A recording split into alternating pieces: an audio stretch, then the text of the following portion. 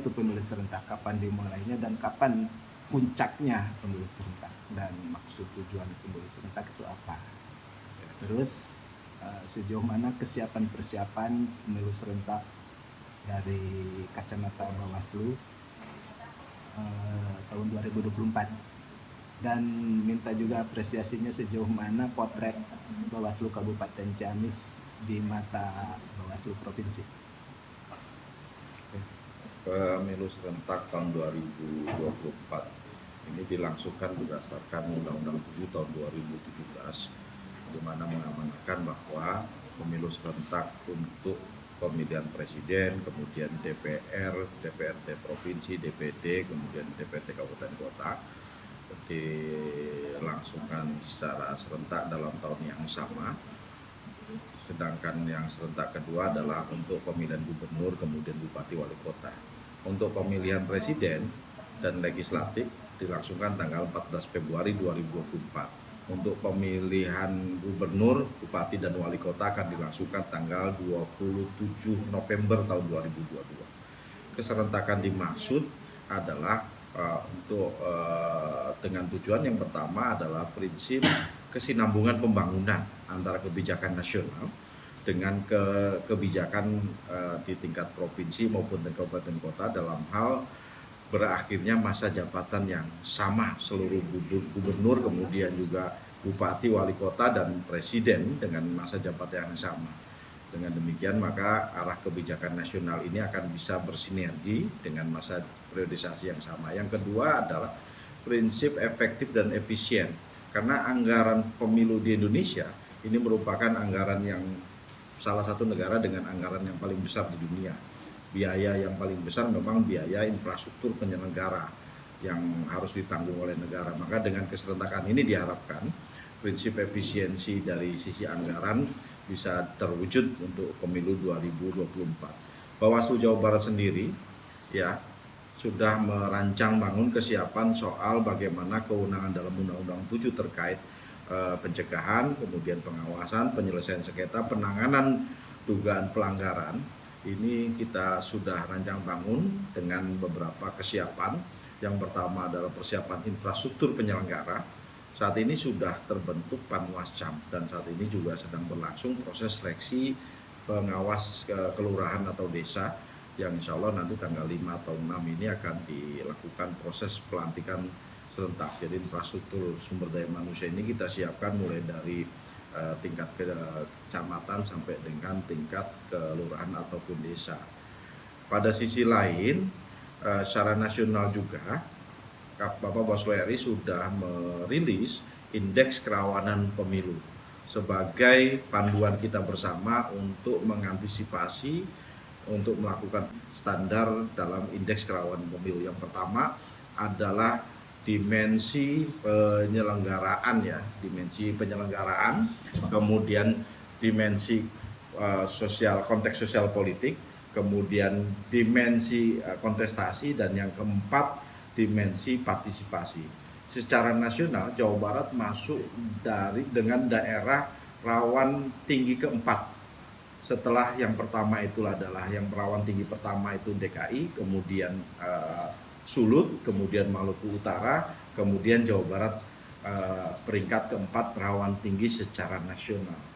Nah, dari empat dimensi yang tadi saya sebutkan ini, semua Jawa Barat masuk rawan tinggi dari sisi konteks sosial politik, di mana terkait soal relasi penyelenggara dan penyelenggara pemilu dengan penyelenggara negara, kemudian konteks sosial politiknya yang terjadi dinamika juga masuk, kemudian penyelenggaraan pemilu juga masuk. Penyelenggaraan dimensinya adalah dimensi integritas dari penyelenggara pemilu itu sendiri, dan kontesta dari dimensi yang ketiga soal kontestasi, bagaimana kemudian peserta pemilu mentaati soal regulasi, kemudian dimensi partisipasi publik dalam hal penggunaan hak pilih ataupun partisipasi tentang bagaimana keberanian dan partisipasi untuk melakukan pengawasan dan melaporkan bila terjadi dugaan pelanggaran yang ada di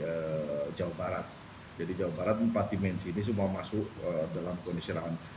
Saat ini Bawaslu RI dan tentu menjadi acuan semua Bawaslu semua tingkatan lebih mengedepankan aspek pencegahan terjadinya pelanggaran itu sendiri.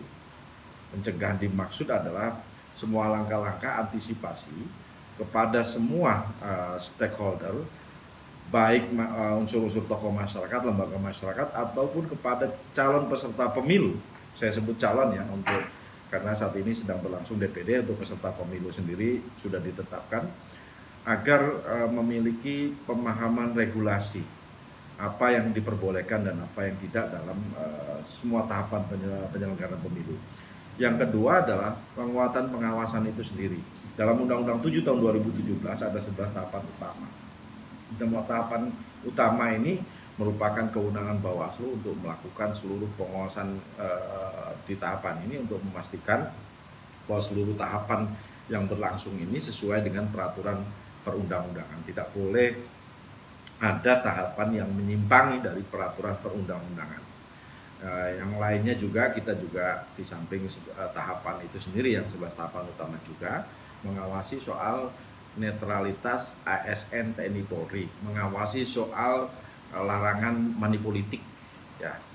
Dan yang spesifik untuk pemilu 2024 ini ada 3 hal yang Bawaslu Jabar juga menjadi isu strategis Bawaslu Jabar yang akan kita awasi secara khusus. Yang pertama adalah mengemukanya polarisasi politik identitas. Ya. Politik identitas ini adalah mengedepankan eksistensi identitas masing-masing instrumen yang ada di masyarakat, baik identitas agama sebagainya, dengan pola menegasikan eksistensi elemen lainnya. Jadi sebetulnya identitas itu atau namanya politik identitas itu kalau dalam konteks yang sehat itu adalah satu hal yang normal. Orang beragama Islam maka dia menyatakan diri sebagai Islam. Orang beragama Kristen dia menyatakan diri sebagai umat Kristen. Yang tidak boleh adalah dalam bingkai politik identitas adalah menegasikan eksistensi lembaga lain.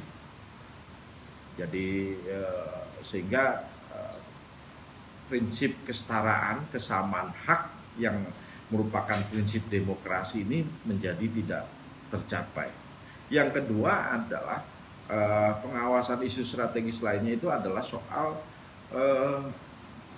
isu tentang penggunaan media sosial yang sedemikian masif dalam konteks pemilu.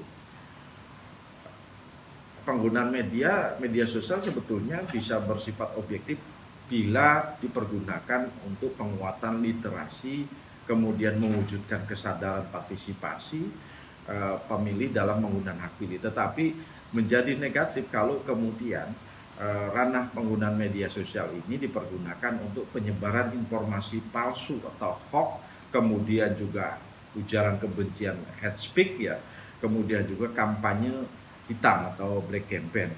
Nah, pada konteks ini Bawaslu mengambil langkah-langkah melakukan patroli media sosial itu sendiri. Kita di Bawaslu RI sudah bekerja sama dengan unit-unit khusus yang ada di kepolisian yang kaitan dengan cybercrime. Kemudian juga Bawaslu telah bekerja sama dengan platform-platform media sosial kayak YouTube, kemudian IG, kemudian apalagi Facebook ya, yang nanti bisa sama-sama pencegahannya melalui proses penghapusan konten-konten atau take down ya, konten-konten yang berisi ujaran hoax, kemudian juga ujaran kebencian dan black campaign itu sendiri. Dan yang ketiga adalah polarisasi kontestasi yang tidak sehat ya. Kontestasi yang tidak sehat ini yang kemudian muncul saat ini adalah soal dinamika yang lebih disebut kepada persaingan yang saling menegasikan ya, saling mengedepankan, saling menjelek-jelekan ya. Di black campaign antar calon ini juga kita antisipasi. Nah, 3 isu strategis ini kenapa Jawa Barat menjadi perhatian utama, karena di pemilu 2019 yang 3 hal ini menyebabkan faktor yang dominan muncul ya. Yang lainnya di tingkat internal kita penguatan kapasitas lembaga melalui penguatan sumber daya manusia. Penguatan apa? Penguatan dari sisi integritas. saya menyebut pemenuhan integritas seorang penyelenggara itu hanya terwujud baik apabila dua hal. Dia memiliki kemampuan literasi regulasi yang baik. Dengan pemahaman regulasi yang baik, maka integritas dia bisa diwujudkan dalam pelaksanaan tugasnya itu hanya mendasarkan diri sesuai dengan peraturan perundang-undangan. Dia paham betul mana yang diperbolehkan, mana yang tidak bagi penyelenggara pemilu, kemudian apa yang menjadi tugas yang bersangkutan dalam penyelenggaraan pemilu. Yang kedua adalah soal literasi diskursus ya. Literasi lain yang menopang kapasitas lembaga tentang leadership, tentang manajemen konflik, tentang komunikasi massa. Jadi kalau dua hal ini bisa ada pada diri penyelenggara, maka insya Allah integritas penyelenggara ini akan terwujud.